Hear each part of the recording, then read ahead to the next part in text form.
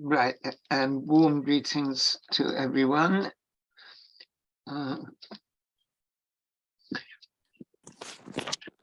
Right, okay, there's Eleanor, right, and Rabbi Lou, very nice to see you. Thank you very much for joining this busy time.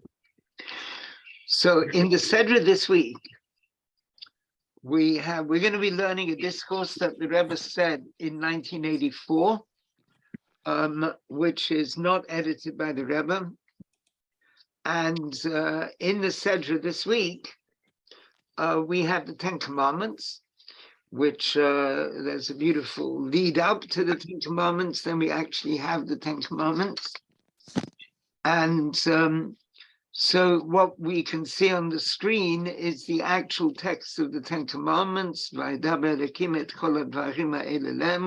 spoke all these words, all these Ten Commandments, saying, I am God who brought you out of the land of Egypt. You shouldn't have any idols. And it goes into details about that. You shouldn't bow down to them. And then it says you shouldn't take the name of God in vain, or as it puts it here, don't swear falsely by God's name. Then it's got the law of Shabbat. The seventh day is Shabbat because God made the heavens and the earth in 6 days, and on the seventh day he rested. Right, we're all familiar with this. Honor your father and mother. Don't murder, don't commit adultery, don't steal, which the sages explain means kidnapping. Don't give false witness against your neighbor. Don't desire the house that your neighbor has, his wife, his servants, his maidservant, his ox, his donkey, anything your neighbor has. So that idea of not coveting things that don't belong to us. And then we have the verse with which the discourse begins. And all the people could see the thunder, ve'et halapidim, and the flames, ve'et kol hashofar, and the sound of the shofar, ve'et ha'ashen, and they could see the mountain smoking. Vayah and the people saw this, vayanu, and they were shaken, vayamdu mirachok, and they stood far off. So that's what the discourse is starting off with, and it's going to ask, why is there this sort of tremendous emotional or dramatic dimension? The thunder, the lightning, the shofar, the flames, the mountain smoking. Why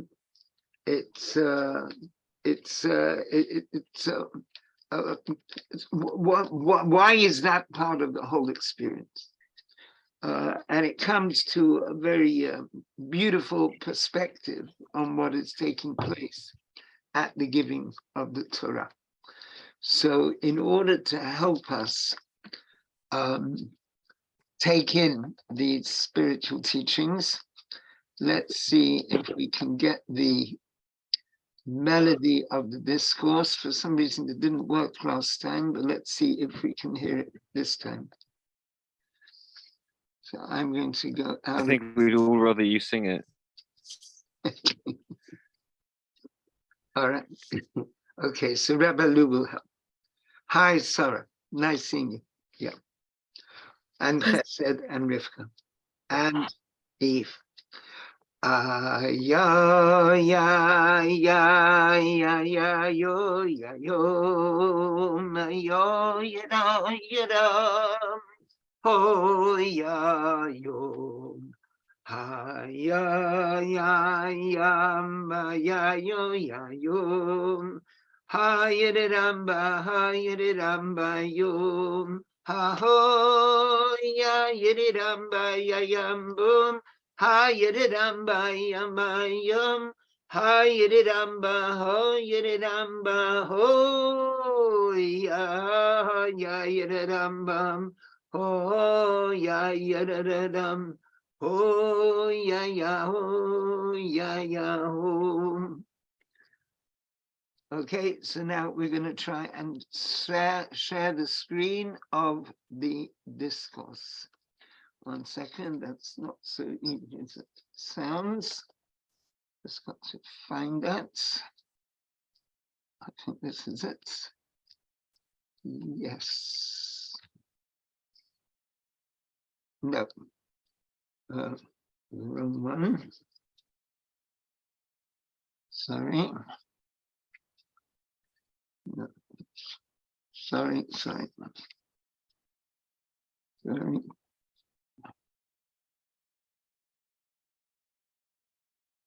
Yep.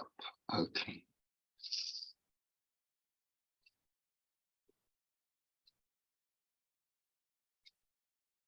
And I'm sharing the screen, hopefully.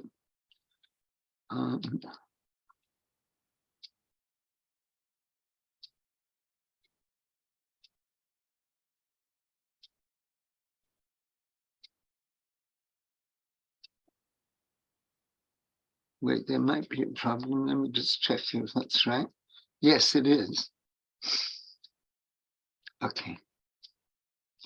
Right. So there we have it.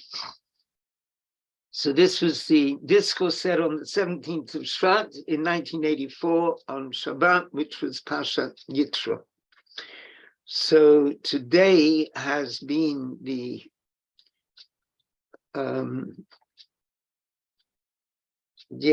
Monday was the 15th of Shvat, and today is the 16th of Shvat. So tonight, now it's the 17th of Shvat. The whole people could see the thunder. And interestingly, the Midrash points out that we could see that which is normally heard and hear that which is normally seen. And there's a beautiful discussion of this by the Rebbe. And I think it's in the book Torah Studies, if I'm not mistaken, which means it's on Chabad.org. So Chabad.org will carries the various translations of the Rebbe's teachings, and I think that that's there as well. The whole idea of seeing that which is normally heard.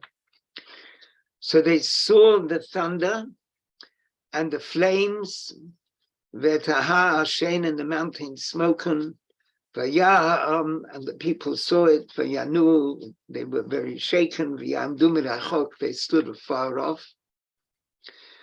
So the Rebbe says, V'yadu hadiyuk was there. Now it's well known, the question about this. Bidrushei Rabotenu Nisiyenu, in the discourses of the previous Rebbe. So the Rebbe is the 7th Chabad Rebbe, beginning with Rabbi Shneur Zalman, and so his teachings relate back, usually, they relate back to the teachings of the earlier Rebbeim, and usually the Rebbe takes it to some sort of further level. So in some sense, so it is no point that's made in the earlier teachings of Chabad. And also in the discourse beginning with these same words. Hi, Glory. The discourse beginning with these same words, which was said 100 years before. So 100 years before 1984 was 1884. And then the Rebbe Rashab, Reb Shalom Dovber, the 5th Rebbe, shortly after his father had passed away, said a discourse beginning with these same words. And the question that these earlier discourses ask is that tzarich lahavin, we have to understand, ma'u inyan hakolot halalu. What is all this about thunder? What is all this tremendous drama? V'halo kol hadvarim, surely the commandments shenitztavu b'matan Torah, which we were commanded at the giving of the Torah. I mean, the giving of the Torah included the whole Torah in some sense. But what was actually said by God and repeated by Moses and communicated to the people Heim dvarim pshutim. They're very straightforward things. Como lo titzach, don't murder, lo tanebe, don't give false witness. These are basic laws of civilized society. Shehem dvarim pshutim. These are simple ideas, very basic, very important, but very simple. Shegam im lo nitztavu aleim. That even if we hadn't been commanded by God to do them, it would be fitting to do them, to carry them out. As our sages point out, but Masechet Eruvin, they say in Tractate Eruvin, Ilmale lo nitna Torah, if, God forbid, if the Torah had not been given, hayinu lemedim tzniut, we would learn modesty, the concept of modesty, mechatu, from cats, because cats are very modest creatures. There are other creatures which aren't modest, but cats are very modest. So we would learn the concept of modesty from a cat.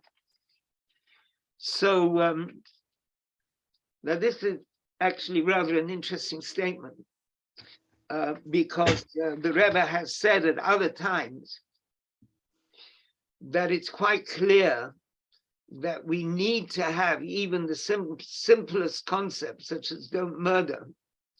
We need to have that as a statement from God, because if we take it just as a human statement that human reason can work out, well, using human reason, one could work out all kinds of problematic, one could reach all kinds of problematic conclusions which aren't true at all.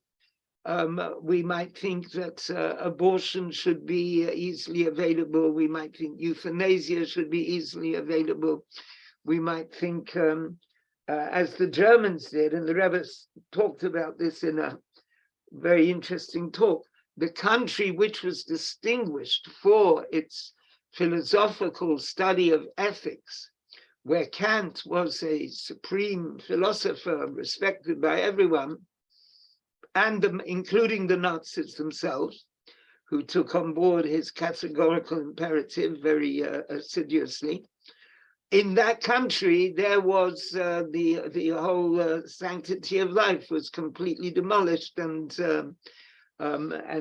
they killed Jews, other people, and Germans themselves, for that matter. The euthanasia program that the Germans had against their own people. So it would seem that these might be simple statements, but they still need to have a divine affirmation in order to make them stick. However, the way this discourse takes it is we're looking at it in a different way, and you see, a discourse is like a journey, and we are led on the journey by the Rebbe who's giving the discourse. And so one can ask this question, one can ask that question. But the Rebbe is trying to communicate something else to us, something that isn't obvious to us. And so that's what we are trying to explore together. Now, so he's quoted from the Rebbe Rashab, that discourse of 1884 of the Rebbe Rashab. And the Rebbe refers back to this discourse. Now in that discourse, of the Rebbe Rashab, Reb Shalom Daber, he passed away in 1920. Nishmato Eden, his soul's in the Garden of Eden. In that discourse, Mamshech, he continues. If you say, the Marshan Itzdavu al Zeh, the fact that they were commanded this, now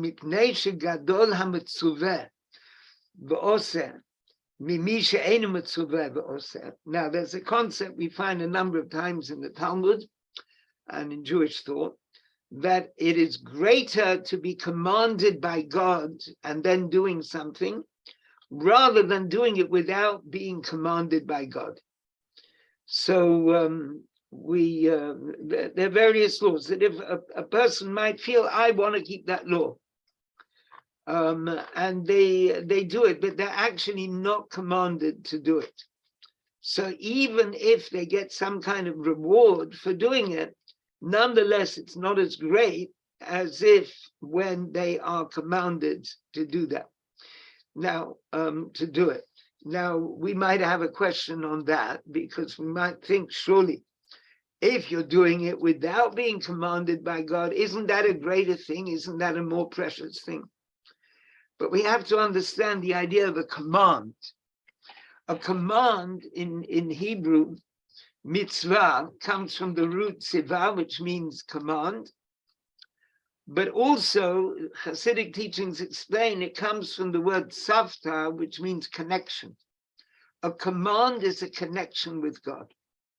So when we have a mitzvah to do X or Y, that means that doing X or Y creates a real connection with God. It's not just that we are a very sensitive person or a very spiritual person or something like that. There's a tangible connection with God which is being established by doing that mitzvah. You might say like an electrical connection. Yes, you have wires in a whole system, and there's a switch which in effect is joining two wires together. And when those two wires connect, then there's current flowing through the whole system. So any mitzvah is doing that. There's this, it's something very, very profound and powerful. So the Rebbe Rashab says, we might think that this is why there's such a drama around the Ten Commandments, because it could be that before we were keeping something like the Ten Commandments out of a kind of natural law, or even the 7 Noahide laws are also laws from God, which overlap to a certain extent the Ten Commandments, to a considerable extent. Mikol makom, nonetheless, adayin eina muvan, it's still not understood. Ma'u inyan hakolot v'harash hagadol v'hanora. What is this thunder, this tremendous noise and drama, shahaya be'et matan Torah, which was then at the time of the giving of the Torah? Especially since they're very straightforward concepts. So he reiterates the question that we had before. Why the drama if these are straightforward concepts that very likely people might be keeping anyway? Rules like not murdering or honor your parents. These are certain things which have a certain universality and humanity. And another point that's the Rebbe Rashab, the fifth Rebbe said,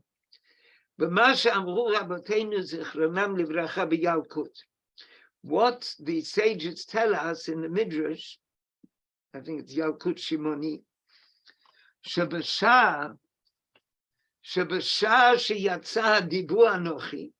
when God's words, I am the Lord your God, when those words emerged from the mouth of God, every single Jew, every single member of the Jewish people, he said, you know what? God is speaking to me. God is speaking to me. And that's why it's written, I think that's what the Midrash says in the Yalkut. Anochi Hashem Elokecha, I am the Lord thy God, we would say in Old English. Yours in the singular, right? In English, they used to have thy means you, one person, and you is you, many people. And so if we were translating into older English, we would write, I am the Lord thy God in the singular. Similarly, all the other 9 commandments, every one of them is addressing a person in the singular, you as an individual. But tzarich lavin ma'u inyan zeh. And we have to understand this idea, shehadibur medaber im kol echad ve'echad miYisrael, that God's sacred speech in the 10 Commandments is talking individually to every single Jew. Well, this actually reminds me of something Rabbi Sachs, Oliver Shalom. He said the difference between a rabbi and a Rebbe. A rabbi speaks to 500 people, and each one thinks he means the other person, not me. And the Rebbe speaks to 5,000 people, and each one feels, he means me, he's talking to me. So on an infinitely greater level, we have at the giving of the Torah this sense that every person felt the 10 commandments are coming from God directly to me. And so the Rebbe is presenting that to us, and that's going to be part of the discussion. So let's just stop over here and see if people are on board and if there are any comments.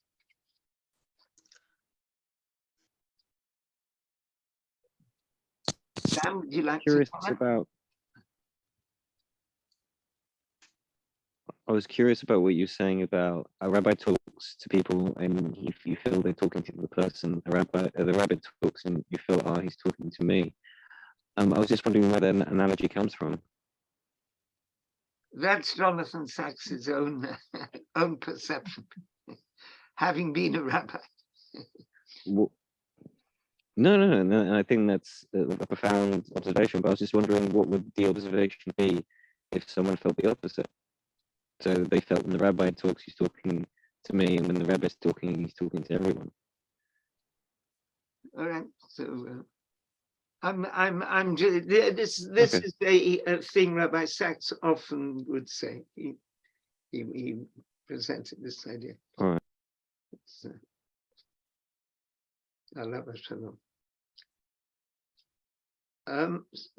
So any comment from anyone? Rabbi Lou, would you like to comment?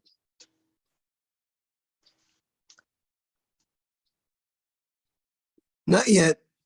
Okay. I'll say something later, please, God. Okay. Sam, are you okay? I'm okay, thank you. Yes, I'm nothing really to comment at the moment. Okay. Okay, so let's go back into it.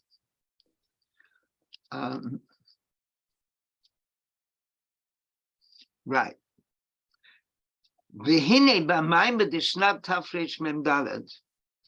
Now the discourse of 1884 of the Rebbe Rashab that the Rebbe's been quoting, Lo nimtza beguf ktav yad kodesh hemshech hamayma. In the manuscript, which was written by the Rebbe Rashab, by the fifth Rebbe, the sacred manuscript, there is the continuation of the discourse. Like, I don't know what is exactly there, but it seems that it's got this beginning that the Rebbe has outlined, but then that's as far as the manuscript goes. Presumably today the manuscript is printed, and we could look it up, but I wasn't able to, I didn't get round to doing that. But we can still understand how it might continue, as explained in other discourses by that same Rebbe Rashab, and also discourses before by previous Rebbeim, on which his discourse is based. B'drushei Admor Tzemach Tzedek, the third Rebbe, v'Admor Emtzai, the second Rebbe, v'Ad L'drushei Admor HaZaken. And back to the discourses of the Alter Rebbe, Rabbi Shneur Zalman. So you see, there's an amazing library at the background of all these Chabad teachings. And I regard it's a total miracle the way this library, or to a great extent, was rescued from the whole Holocaust and the Stalinist period, and it managed to be in its rightful place. It's in 770, next door to 770 is the library, and there are these hundreds of volumes of manuscript texts, which, thank God, It's a wonderful story in itself, how they were preserved despite all the horrors, and they managed, most of them, to be brought from Europe to America. There's still some in the library in Moscow, over which there is a very great argument between America and Russia, and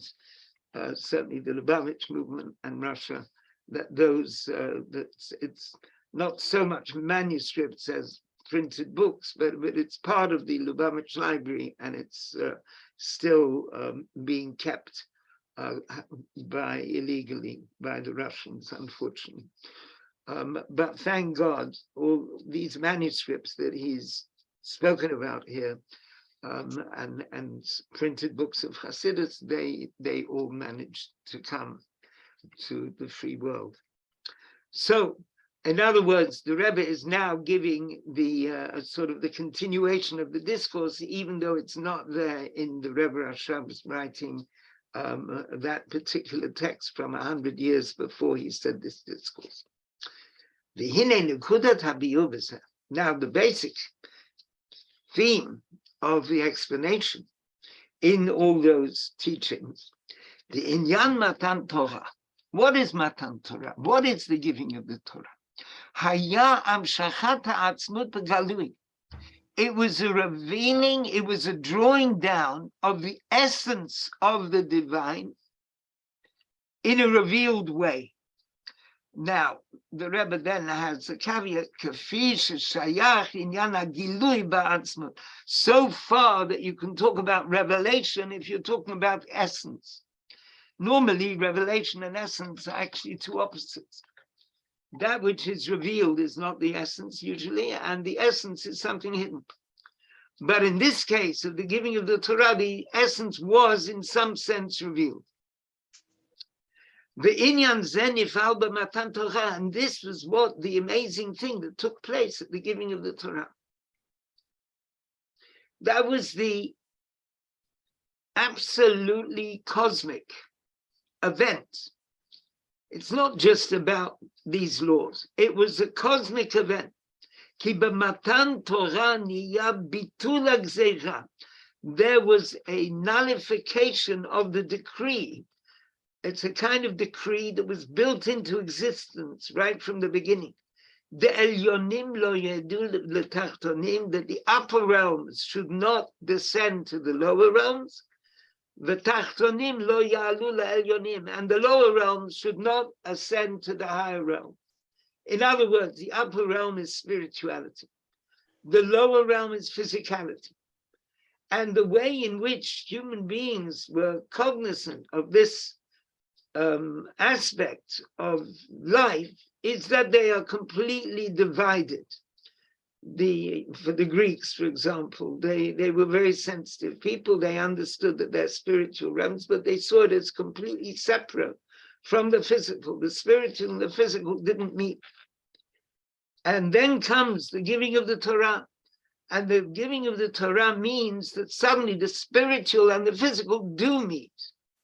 That's why in the Torah, like in general, you have laws of kashrut, which takes the whole idea of eating food, and eating food has a spiritual dimension to it, because when one is eating the food, one is keeping the laws of kashrut as a Jew.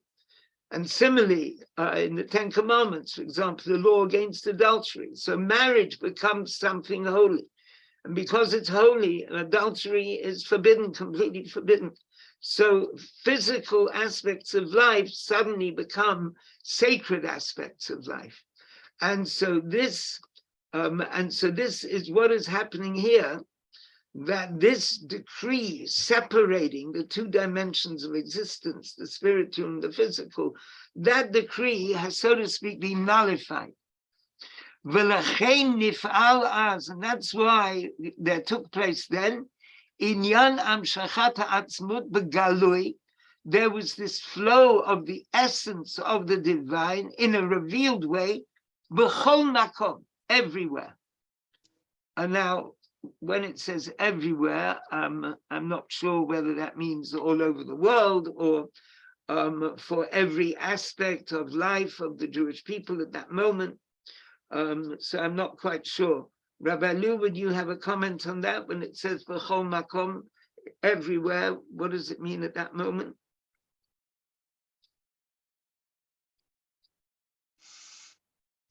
You're still muted.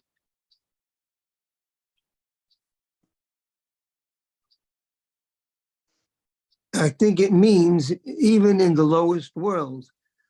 You see, somebody, I'm just, if I can just digress a little bit, but I think it's on the subject. Somebody once asked me, not once, but I remember one particular time, what is special about the Jewish religion? Someone who was a 40-year-old who just found out he's Jewish 3 days before. And somebody invited me to meet him, intellectual. He said, what is special about the Jewish religion? He knows a lot about it. So I said, look, I'm not a student of religions. I don't know that much about ecumenical matters, but I think that every religion that I know of contains a spiritual aspect and an action. There's faith and there's actions. There's spirituality and there is things that you do. The things that you do are there to enhance your spiritual experience.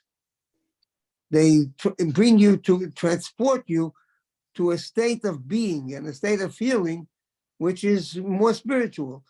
In the Jewish religion, the spiritual and the understanding is secondary to the practical, to actual doing it. In other words, the spiritual is there in order to enhance the action, but the main thing is the action. And he said, why should that be? And I said, because the whole reason that God created the world was that there should be a dwelling place in the lowest world. So this idea that if you're in an existence where there's the spiritual and there's the material, then the spiritual is higher than the material. It's more holy. It's more spiritual. It's got more feeling to it. That's how it is. Now to combine them both, it's not a natural thing to combine two things which really are opposites. In order to combine them, you need a power which transcends. God is not spiritual. God transcends everything. And he is, through giving the Torah, he is showing us that the whole reason that I created everything is that the physical world of action should be a vehicle to express the will of God and the Spirit of God. So it's focused down below, not in order to elevate you. On the contrary, you should be elevated and have great studying and prayer experiences in order to bring it out into the world. That's what I'm saying. Even down to the lowest world, there should be this essence of God. Thank you. Thank you very much. Thank you. That's very meaningful. So since the goal of the giving of the Torah is the revelation and the expression of the essence of the divine everywhere, including the lowest level, therefore the statements at the giving of the Torah, the Ten Commandments, are dvarim pshutim dafka, are specifically simple statements. Don't murder, don't commit adultery.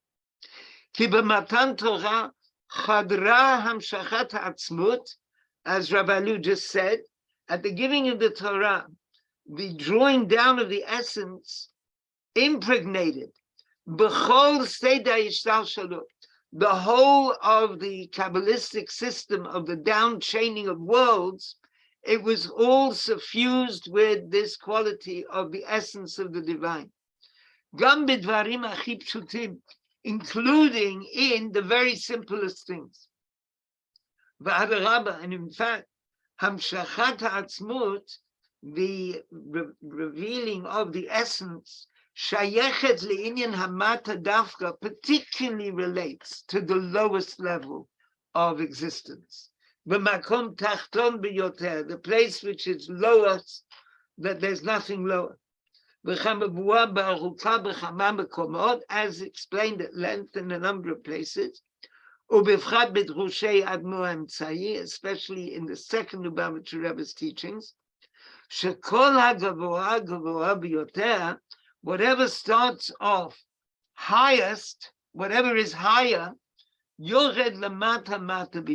descends even lower than anything else. So the thing that starts off higher descends lower. So an image that's often given is of a wall, and there's some bricks have fallen off the wall. So the brick that is like a third of the way up the wall, when it falls off the wall, it's quite near the wall. But the brick that is right at the top of the wall, when it falls off, it's further away from the wall. Or just in more general, that the thing that starts off higher is able to descend lower and lower. V'zel gamatam, and that's also the reason. The Marsha in Yan Matan Torah, the reason why at the giving of the Torah, Hayabid Varim Shutim Dafka was with these simple sounding statements. Mishum Da'am Sham Shachata Etzem, because the revealing of the essence, Hibedvarim Tachtonim Upshitim Biyoter, is in things which are particularly, they are low in level and they are simple. Whether we're talking about the different worlds in general, and in which case we're talking about coming into the lowest world, of which there's nothing lower, which is our world. And even when we consider this world in general, in itself, and look at the different details in this world, the very simplest things that are there in the world, the way a person behaves towards another person, not to murder, not to commit adultery, not to steal. One can suggest that this is also the meaning of what it says about the giving of the Torah, that begins off by God spoke all these words saying. Now, so there's a discussion. What is this word at the end of that phrase? Lemo, saying. The Yesh Lomar, Sheperush Lemo Kan, and one can suggest as the Rebbe, what does Lemo mean here? You see, the problem with Lemo, let me just explain the question. There are many verses which say God said something like God said to Moses, saying, and then comes the thing that he said. So the sages explain, what does it mean God said to Moses, saying? He said to Moses so that Moses should tell everyone else. So that makes sense, because normally Moses is the only one to hear the teaching from God, and then he says it's the Jewish people. But here, everyone is hearing it. So what does saying mean? And even if you say that God is telling the Jewish people these laws, and he's telling them, go into the future, tell the next generation, and let them tell the next generation with these 10 commandments, there's a problem with that as well, because there's a basic principle. All the Jewish souls which would ever be, including all the proselytes, they were all there at the giving of the Torah right at the beginning.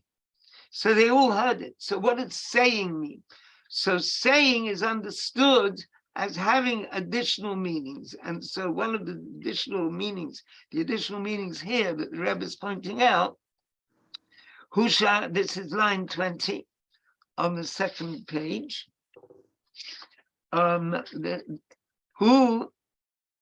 Shahagashmi, line 21. Shahagashmi v'hatachton atzmo.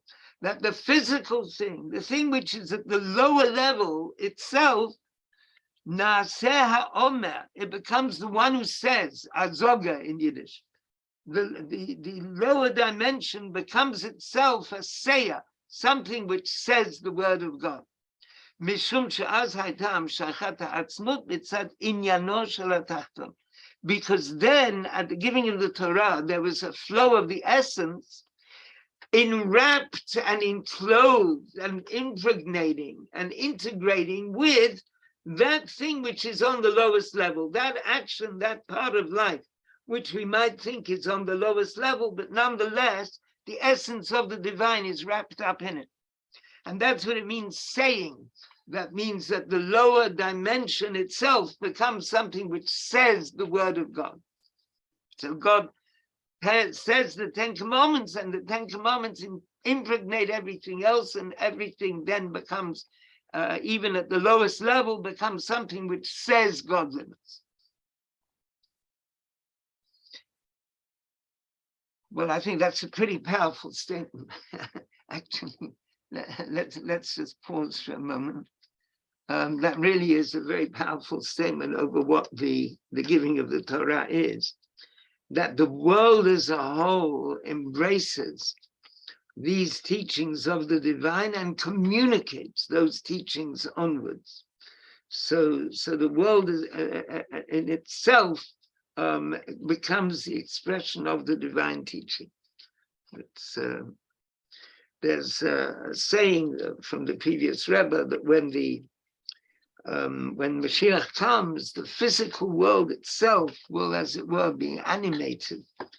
The stone in the pavement will say, hey, why are you walking on me if you're not saying words of Torah while you're walking on me? So that's that's a and one can take that much further. The whole of existence, as it were, expresses the divine. Sorry, maybe Lemor means to the whole nations of the world.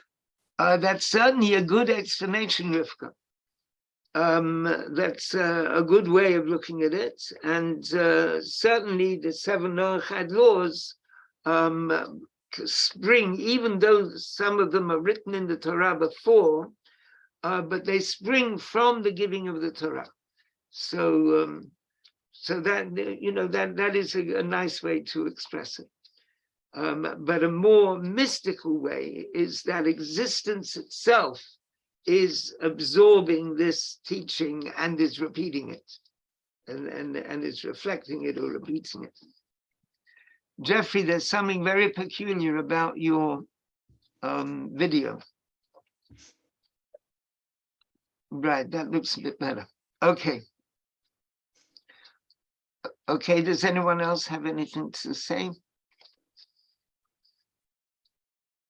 Yep. Okay. Eve?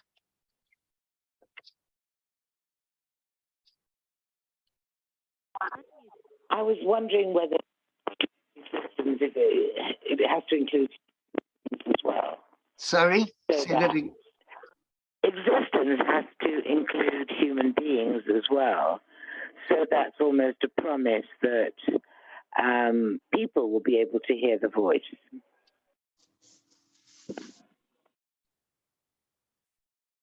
I think that's very meaningful. I mean, ultimately, the teaching goes to every human being. Certain, I mean, the 7 Noachide laws, which relate to every human being, emanate from the giving of the Torah, and they become part of the life of every human being outside the Jewish people, ideally. You're positing that it only happened once, and that it's the laws, but in principle, the what you described couldn't happen any moment, or probably does happen every moment afresh. I agree with you 100%. I think the giving of the Torah is a continuous process. That's why the blessing on the Torah is noten HaTorah. He gives the Torah present. Yeah.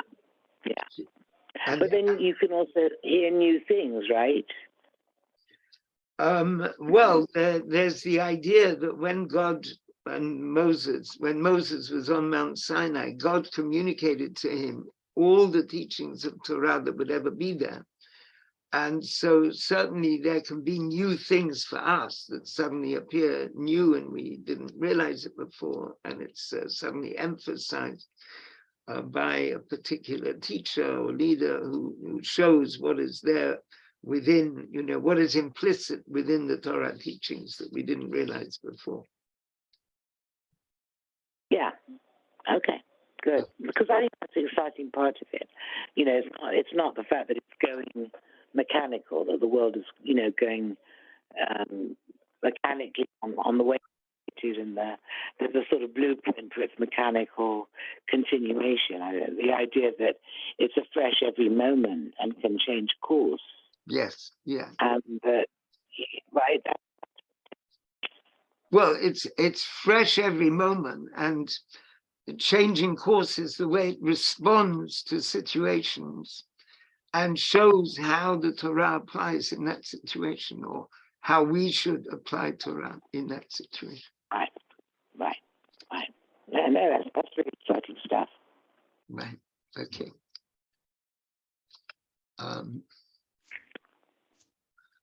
Right.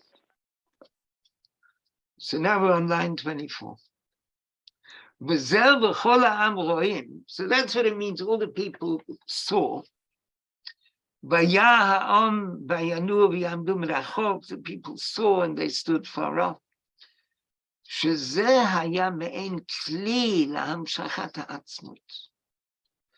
This dramatic response and this dramatic experience of the people was a kind of vessel in which they can contain the essence. Right? Before we have our little shiurim here on the Alef group, we try to have, whether it's sung or it's played by piano, we try to have a melody. Now, why do we have the melody?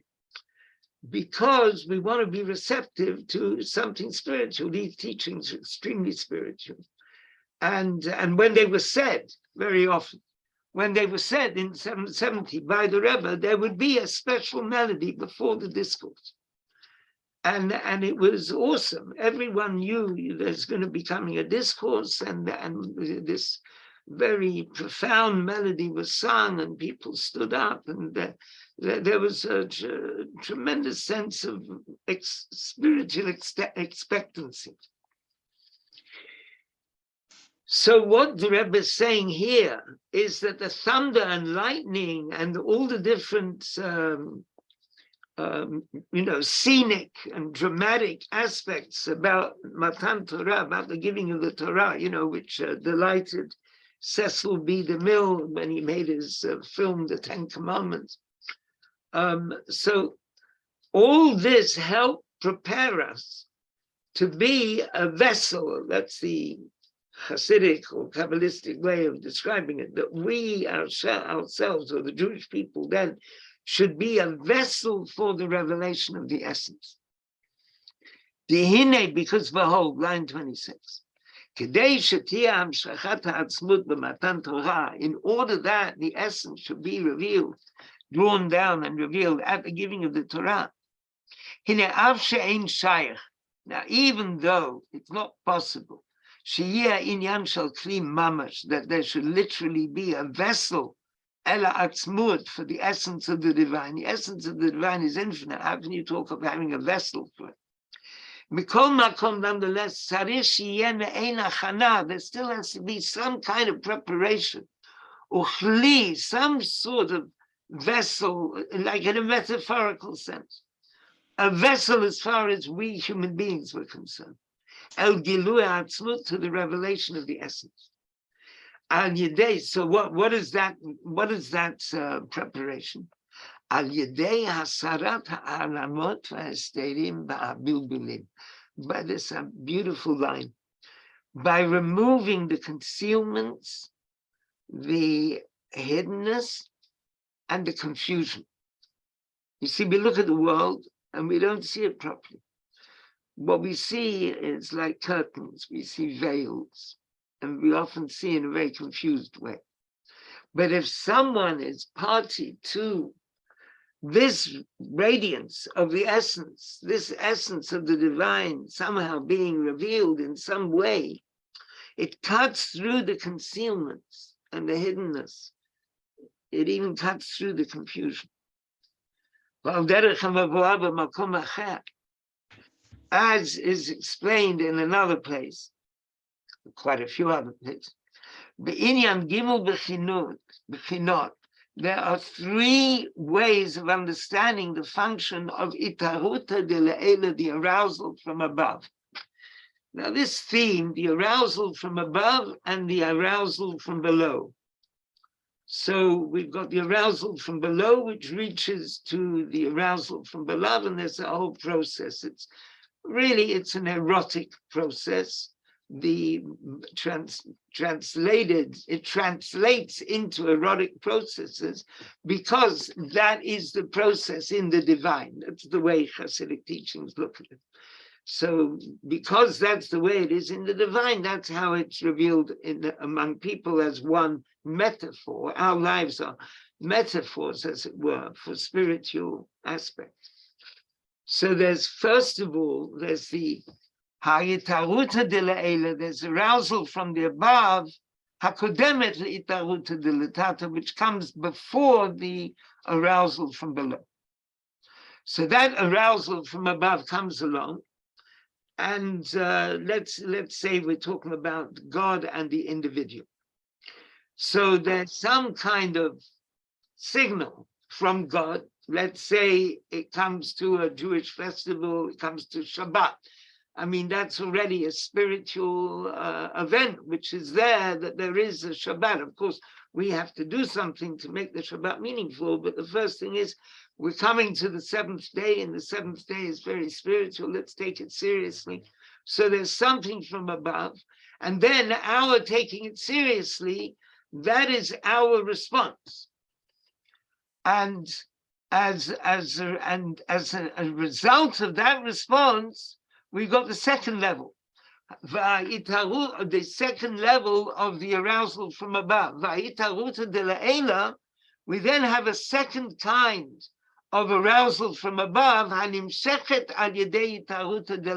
which comes about through the arousal from below. So in other words, we know it's coming to Shabbat.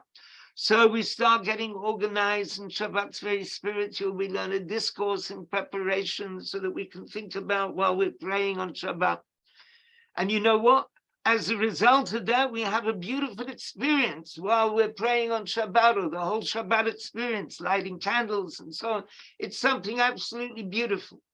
So our effort put in causes a greater response, as it were, from the divine. And then, then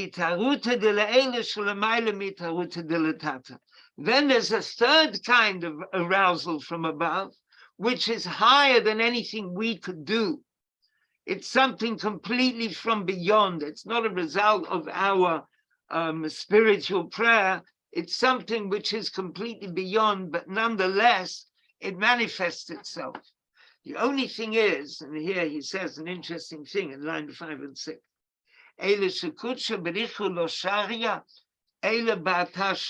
God cannot dwell in a place unless that place is whole. It's whole, it's wholesome. Yeah, if God forbid, if two people have an argument at the Shabbat table, they're not just doing something bad against each other, they're spoiling the Shabbat atmosphere. So when there is a wholesome, positive, beautiful, loving Shabbat atmosphere in every way, then there's the beautiful peace and reality of Shabbat. So that's like, the third level, which it's out of reach, but by making the right environment, it's there, hopefully. That means in order there should be this arousal from above, it means that the place to which that flow is coming should be whole. It's not that it draws it, because that level of the arousal from above it's too exalted. It can't be drawn down, but we can make a place which is fit where it might express itself. That means that arousal from above is connected with this particular place. And that's a very spiritual concept. And so now coming back to our the whole idea of the giving of the Torah, when we speak on a higher level, we're talking about the expression of the essence, right? We've gone beyond the arousal from above. We're talking about something, in a sense, many steps beyond this revelation of the essence.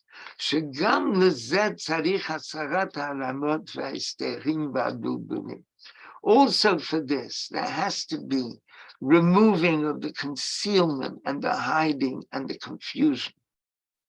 Because God will only dwell in a whole place, in a place which is whole.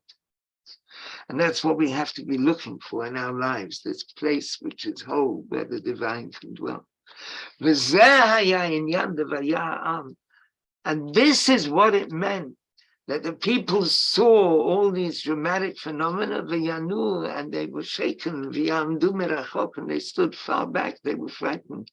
But that being frightened is actually a very, very positive thing. It meant that they became, in some sense, that whole person, which is able to receive the essence of the divine in some sense.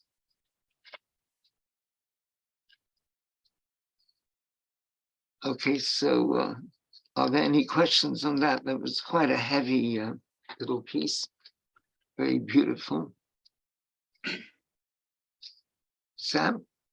Robert, could you say a bit more about what it means to say that something is like whole, so that it can be like received? It's a very interesting concept, and it's not one which is defined very clearly, but it means, everything is appropriate and is right, and one has put in one's own personal effort. And then it's possible that, they're like further dimensions of experience, of revelation. It's really a very spiritual idea. And that's how I understand it.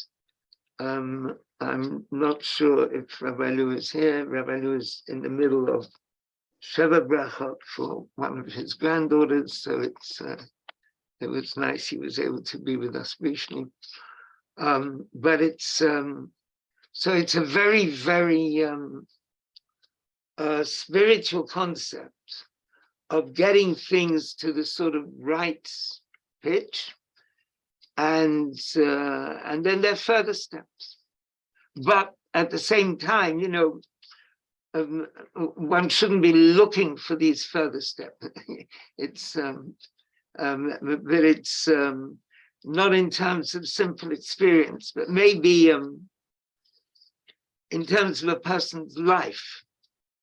As life goes on, one puts certain things in place with the help of God, and then with the help of God, things work out in this way and in that way, and so one makes a fitting receptacle, one makes something whole and wholesome. And from that, there's a sort of it's a process which, although it's not one-to-one, you can't say because the person did that, then something else happened. But it's having that sort of appropriate approach to life in terms of Torah teaching brings about, is wholesome and brings about further dimensions of wholesomeness. That's what I would attempt to say. Could you give an example of what what someone could do to make something like wholesome? Well, I mean, the basic example is all the laws, the itsy bitsy laws, the customs of Torah. and seeing them as creating a beautiful environment in one's heart and in one's being and in one's home, that becomes a receptor for positive spiritual things in a very meaningful way. I think in Birkat Hamazon, there is something which says it. And it says, "Hamanu ita Torah, tova v'to b'libenu, v'tihye yiratenu al peinenu levit nichta, v'yu chol ma'asenu l'shem shamayim." So maybe this is it, to connection all the time, like Kadosh Baruch Hu, chol ma'asenu l'shem shamayim. Right, so what Rivka is saying, thank you, Rivka, that it says in Birkat Hamazon, the idea of a person having this connection with God, so that all the time, whatever they do is for the sake of heaven. There are different phrases that doing something for the sake of heaven, that although it might be a physical or even a pleasurable thing, but one is doing it for the sake of heaven. And not only that, it could be b'chol derachecha da'eu. You know God in all your ways. So that when doing something which might be personally very meaningful and satisfying, but it goes beyond that, it's actually a way of knowing God. And that's a kind of a mind expanding process, that we discover ways of thinking about different aspects of life, that they are ways of knowing God.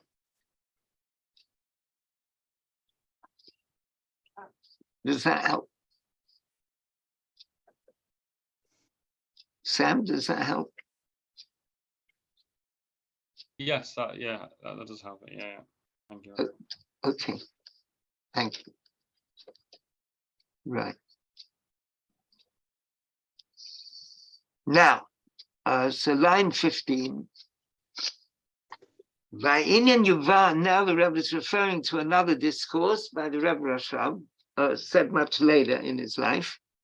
We began off with one said in 1884, and now it's one which is in 1915.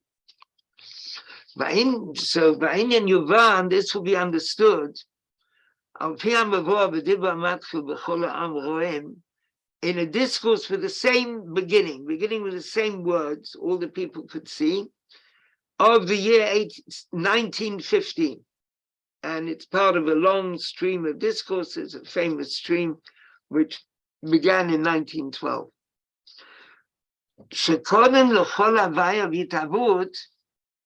Well, this is a very subtle concept. Before any existing thing, tzarich liot haheder, there has to be a lack, as it were. Like the idea of tzimtzum, which Rabbi Isaac Luria taught, that there's a concealment of God, but that concealment is for the sake of the revelation of the divine, ultimately through the whole process of creation. But and that's also the meaning of this fear and trembling through the thunder and the lightning at the giving of the Torah. That's why the people were shaken, they stood far off. In Yana Charada, they were frightened. So that is something in itself negative. Shezeu ahed, that's the lack. The fear is like the lack. Hakodem el havaya, which comes before the being, the positive being. Kadei sheyu b'fchinat bitul, so that they should be abnegated. Sheyuchlu lekabel et gilui ha'atzmut, so that they should be able to receive the revelation of the essence, but matan Torah, at the giving of the Torah. Sheheder zeh, and this concealment, this lack, hu ha'achana v'akli, that itself is the vessel la'hamshachat ha'etzem, for the essence to be revealed and flow into them. Shehu ha'havaya amitit, because the essence is the true existence. So it's by having a lack on one level of existence makes us a vessel for a positive flow of the ultimate essence of everything. Now, this is a very heavy idea. He's going to give a sort of practical example of it. So let's take that example and then we'll try to discuss it if we can. And he explains in this stream of discourses, this wonderful famous thing beginning in 1912. It's sometimes just called Ayin Bet, which means 12, like the 12 of 1912. Or 5, it's, I mean, the Hebrew number, it's 5,672, which corresponds to 1912, after January. Now, so he continues in this amazing stream of discourses. The Inyan Zeh Kashur Gam Im HaGalut HaAchron. This also relates to our final galut, our final exile. Ikvada, the Mashiach, which is the heels of the Messiah. The Hashem, that's us today. I mean, he was talking in 1915, but it applies to us over 100 years later. The Hashem Sheb'Yetziat Mitzrayim Matan Torah, just as at the time of the going out of Egypt and the giving of the Torah. As a preparation for the revelation of the giving of the Torah, there had to be something negative coming beforehand. There had to be the concealment, Vahester, and the hiding, the Galut Mitzrayim of the exile in Egypt. In order, it's saying here, in order to get the great revelation of the giving of the Torah, there had to be the great concealment of being in Egypt. That is the lack, as he explains in his discourses of 1915, that this is the concealment which comes before the actual tangible positive being. And there's a similar idea when we think to the teachings of Torah, that Mashiach will teach, which is Pnimiyut Torah, the inner dimension of Torah. Shahachana eleya, and the preparation for it, comes about through the concealment and the lack and the problems of all the exiles. Especially this last exile, when we're on the footsteps of Mashiach. And this is the longest exile. And it's the bitterest exile. And this is lack, deficiency on the most intense level. And therefore, through it we come to the true expression of godliness, which is the true and complete redemption, which is not followed by any exile afterwards. The atam, and the reason there's no exile after it, it's impossible that there should be a worse exile, worse than the one we're in.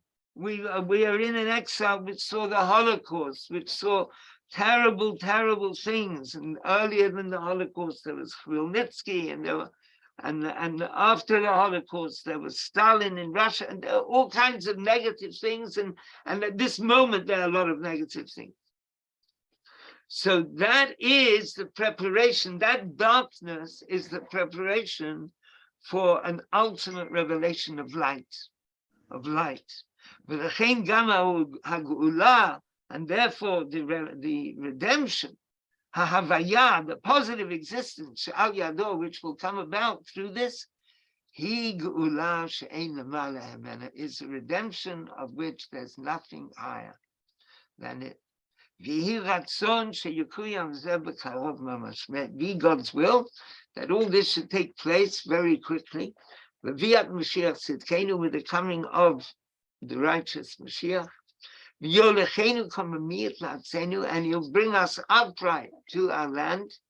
V'na'arenu v'ziknenu, with our young people, with our old people, b'vanenu, with our sons, v'vnotenu, with our daughters, all as Moses said to Pharaoh, uv'imheru b'yameinu mamash, and very quickly in our days. Amen. Well, I Amen. really think this is a very amazing discourse. I'm going to turn off recording now.